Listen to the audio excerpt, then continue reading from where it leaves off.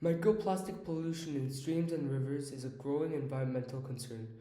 My name is Kangil Ko, and I examine contamination levels while exploring an innovative removal method using upcycled waste materials.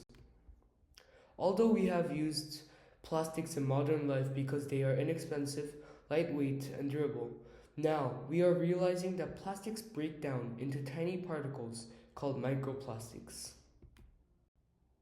Microplastics come not only from the breakdown of larger plastics like PET bottles and synthetic fibers through sunlight and physical forces, but are also manufactured as microbeads or nurdles used in products such as shampoos and detergents. Microplastics entering the ocean through streams and rivers are ingested by marine organisms and accumulate in their bodies, eventually reaching humans through contaminated seafood. Therefore, to protect living organisms from effects such as oxidative stress, DNA damage, organ dysfunction, metabolic disorder, immune response, neurotoxicity, and reproductive developmental toxicity, it is very essential to prevent microplastics from entering the ocean. To help solve this problem, I explored a new way to remove microplastics from water using waste resources. In Korea, large amounts of cotton clothing waste, crab shells, and clam shells are discarded. Because these have charged structures and porous surfaces that allow them to attract and hold small particles, I decided to use them to absorb and remove microplastics in rivers.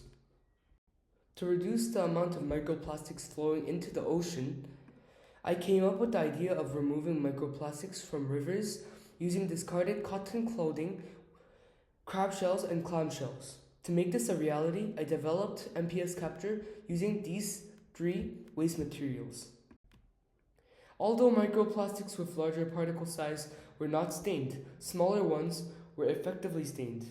Therefore, I used Nile red to stain water from several Seoul streams, including Anyangcheon, Pampocheon, and Cheonggyecheon, and the Han River, and observed microplastics in the water. Microplastic particles were identified at approximately 21 million per milliliter in Anyangcheon and Pampocheon, while aggregated plastic clumps were identified at approximately 2.7 million per milliliter in Pampocheon and the Han River. Plastic microfibers were identified at approximately 1.3 per milliliter in the Han River. Because microplastics in crab or clamshell powder are indistinguishable under a microscope, I used fluorescent microplastics such as GF-MPS and OF-MPS. I tested whether components of MPS capture showed fluorescence and whether this interfered with observing microplastics. Weak fluorescence was detected from crab and clam shells, but not from clothing waste. Next, I mixed fluorescent microplastics with MPS capture material to test absorption.